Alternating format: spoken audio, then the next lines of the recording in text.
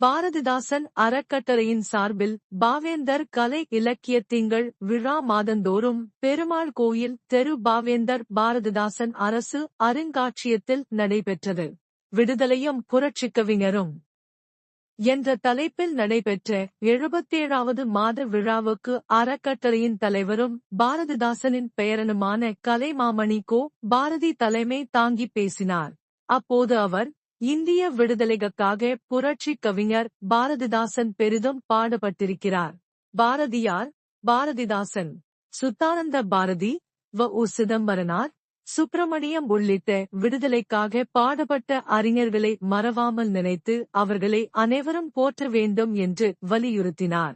வள்ளி, கிருஷ்ணகுமார், நமச்சிவாயம், இலட்சுமிதேவி, சரஸ்வதி வைத்தியநாதன், இராஜேஷ், மீனாட்சி தேவி, வேல்விழு சிவக்கொழுந்து உள்ளிட்டோர் முன்னிலை வகித்தனர்.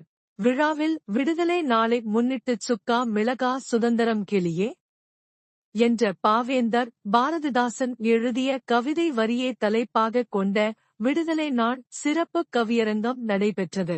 இதில் புதுச்சேரி, தமிழ்நாட்டைச் சேர்ந்த 50 கவிஞர்கள் கவிதை வாசித்தனர். ரமேஷ் பைரவி, மதன், பொய்யாது ஏகாம்பரம் ஆகியோர் கவியரங்கத்தை நடத்தினர். வேணு ஞானமூர்த்தி, சையு, ஈசுவரிதேவி, பத்மநாபன் உட்பட கவிஞர்கள், அறிஞர் பெருமக்கள் பலர் விழாவில் கலந்து கொண்டனர். முன்னதாக கவிஞர் மண்ணாங்கட்டி வரவேற்று பேசினார். நிறைவில் கவிஞர் விசாலாட்சி நன்றி தெரிவித்தார்.